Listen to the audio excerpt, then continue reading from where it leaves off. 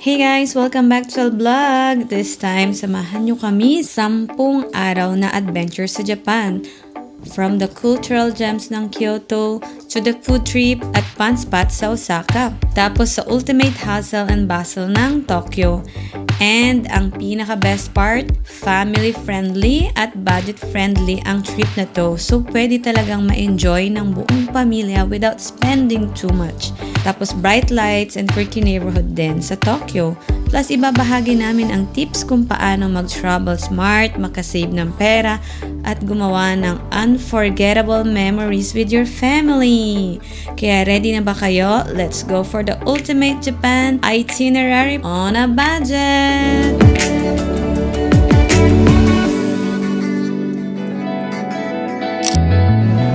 Day 1, arrival in Kyoto. Finally, we arrived sa Osaka. So from Kansai Airport, we took a van, booked through Klook. Mga 45 minutes lang ang biyahe papunta sa Airbnb namin. Since maaga pa kaming nakarating, dumaan muna kami sa 7-Eleven and syempre request ng mga kids to. Sandwich egg. Egg. This one, lalagyan ng ano? Okay, let's try this one, Daddy. The famous one, strawberry. By 4 p.m., we finally check in sa budget-friendly Airbnb namin.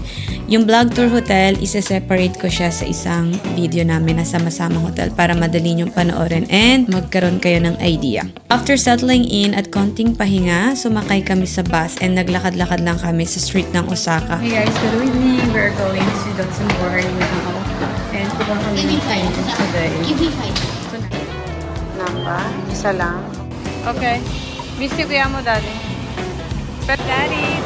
At nag-enjoy sa isang authentic sushi dinner. Oh my gosh, the food was so good. Iba talaga kapag original. Even the wasabi was super flavorful kahit maanghang pa siya. And my mom was super happy kasi first time niyang kumain ng sushi. Since nakatulog kami ng mahaba sa accommodation namin, sobrang dami namin ng energy para magala-gala. We went to the claw machine in Osaka. Grabe, sobrang saya ng kids. Kahit kaming mga adults join din. Iba talaga kapag nasa Japan ka. Parang nasa another world ka. Kaya super pretty ng streets. Parang nag-time travel ka sa Japan. Ang ganda talaga ng aming J1. Nandito kami sa Osaka. Dito sa sikat na, anong pangalan niya? Dorontori. Ewan ko saan tawag yan. Nalimutan ko yung pangalan niya. Basta sikat yan dito. Hindi yung Mr. Man.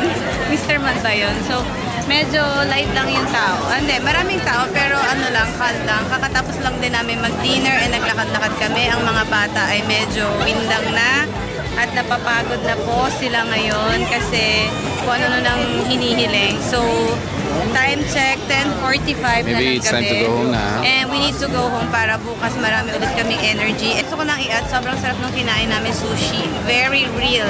Sobrang totoong sushi siya. Iba talaga pag original.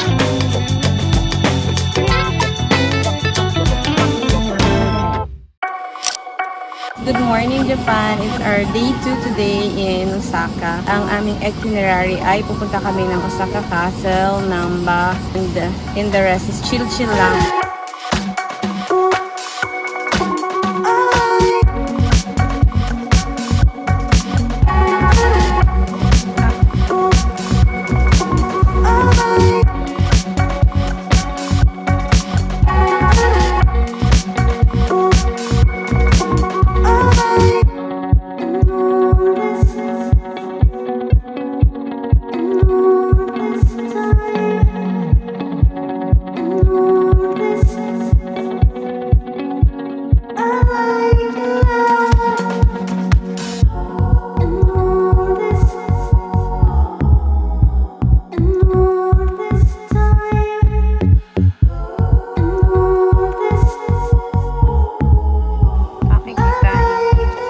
Hapon, umuulan na po. Tapos kaninang umaga, umuulan na din. So, hopefully, the whole day ay ganito lang. And the next day. Kasi 1 week pa kami dito. This one. Okay. It's a ramen, happy ramen day. Buona agad, ha?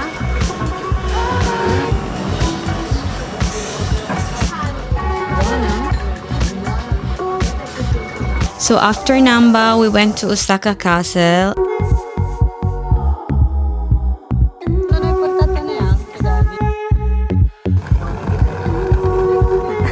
hindi sila nagsasalita ng English.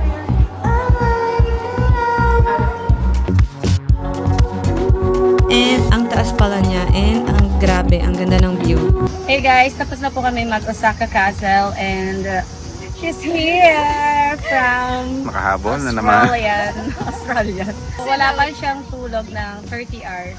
Later. Bye-bye. Since super pagod pa rin yung sis ko sa biyahe, umuwi muna kami. Pero syempre, 7-Eleven muna.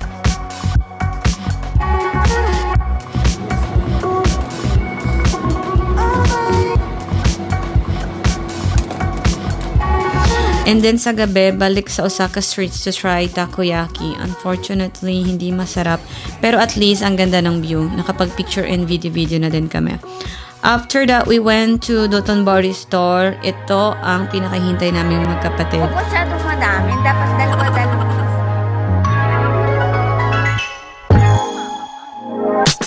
Iniwan namin ang aking mga anak at ang aking asawa. Bahala na sila.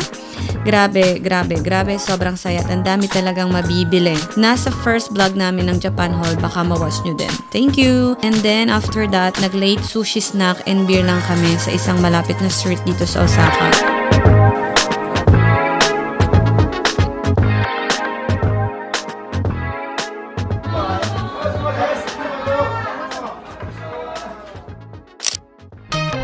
Day 3, Universal Osaka. Good morning, guys. By 8:30 a.m. pumunta na kami sa Universal Osaka. Kasi kahit maaga kami, maghihintay pa rin kami sa entrance. Kawawa lang ang mga kids na gigising sila ng sobra. And then 9 a.m. pa din naman yung opening. Cheese?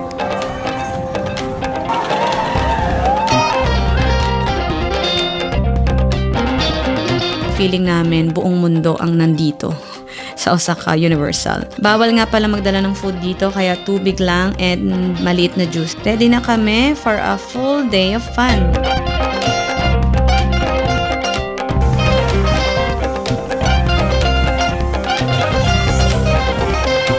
Unang stop namin, Nintendo World.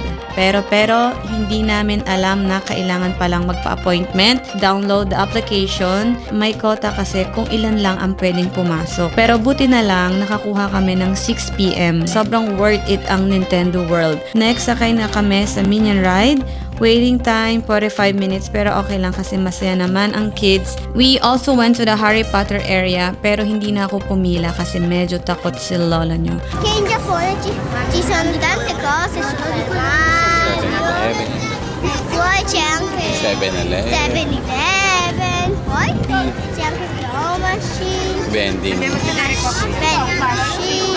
So, nagpahinga lang kami ni mother sa gilid and nagbantay ng mga sandamakmak na dala namin. After that, merienda muna kami, bumili ng souvenirs at saka nag-ride na ulit. Feeling ko kulang isang araw para ma-enjoy lahat ng ride. So, kumain lang kami sa Mel's Drive-In Burger and Fries.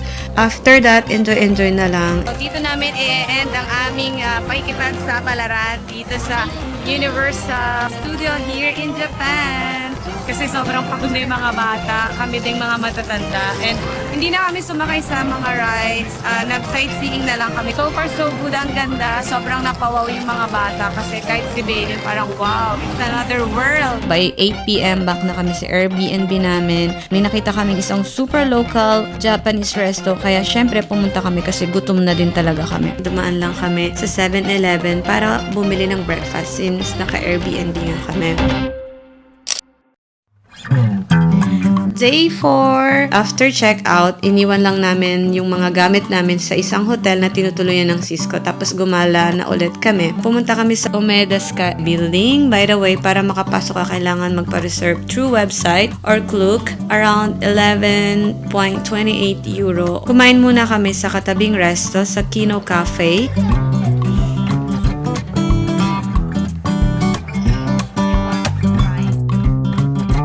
Pinunay namin yung dango, mitarashi, at iba pang food. Okay naman, sulit ang bayad. After namin kumain, stroll muna. Grabe, ang init talaga ng August sa Japan. So, be prepared. Isang mainit na sobrang init po dito sa Osaka, Japan. Hindi naman ganito kainit sa Pilipinas, pero parang sinusunog ka ng buhay. Nag-shopping din kami sa Uniqlo Osaka. Super worth it kasi mas mura compared sa Pinas or sa Milan. After ng gala, nag-lunch kami sa loob ng Hankyu Grand Building. Parang mall or centro comerciale. Ang cute ng food and ang sarap ng yakisoba. Medyo maharlika lang ng konti. Pero okay lang naman and sobrang tahimik ng mga tao dito. Then umakit na kami sa Omega Building. At first ayoko sana kaso takot tayo sa heights eh. Pero sayang naman, nasa Japan na tayo kaya go na rin and para sa mga bata.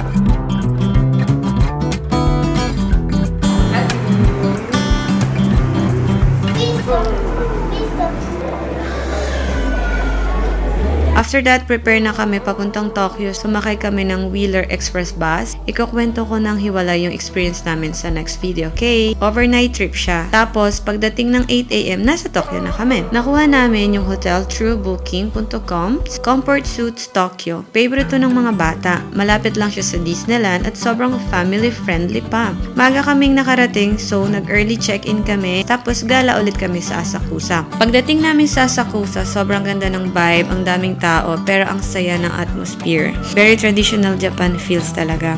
Dito mo makikita yung Sensoji Temple, isa sa pinaka-famous temples sa Tokyo.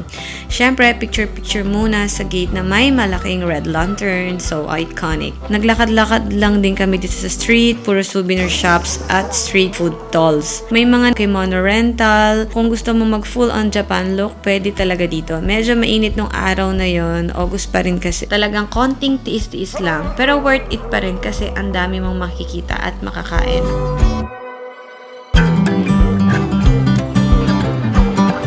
Arigato! After mag-stroll sa Asakusa, dumaan din kami sa Tokyo Street area, mga ilang minuto lang by train. Alas 3 na po ng hapon, uwi na kami kasi sobrang daming tao at pagod na po kami. So, bye-bye! Pahinga muna kami at kumain kami sa McDonald's. Requesto ng mga bata kasi curious kasi sila. Gusto malaman kung ano daw bang pinagkaiba ng McDo sa Italia, Pilipinas, and Japan. Tapos balik na sa hotel kasi medyo pagod na rin sa gala. So check-in na sa hotel. Kids are so happy. Nagpahinga kami ng konti. Then gala ulit sa gabi kasi nagkaya yung sister ko sa Shibuya. 8 PM na kami nakarating pero okay lang. Hindi naman kami nagmamadali. May nakita kaming takoyaki. So syempre try agad. Ang sarap, grabe. Malasa talaga siya. Ibang level yung Japanese takoyaki dito. After kumain, dumiretso kami sa Shibuya Crossing. Syempre, takbo-takbo at picture-picture. Iconic spot yan eh. Tapos dumaan kami kay Hachiko, famous na dog statue. Kaya nakapagpa-family photo na rin kami ng maayos. Honestly, di ako masyadong na-wow sa Shibuya. Akala ko kasi ang laki and overwhelming. Pero sakto lang pala. Siguro nga kasi sanay na rin kami sa city lights. And that's my opinion, guys. Ito na yun! Ayan. Ayan po yan. Ayan lang yun. No, nagkakagulo kayo. Oh. After nun, lakad-lakad ulit looking for ramen place. At ayun, nakakita kami ng parang carinderia style ramen shop sa gilid lang. Simple lang pero ang sarap. Yung broth, rich and flavorful tapos mura pa siya. Sulit talaga. Ito yung hindi namin makakalimutan. Pauwi na kami pero ayun, naiwan kami ng train. So no choice, nag-taxi na lang kami. Luckily, nakakuha kami through Uber. Yun nga lang, medyo pricey. Thank you, Lord!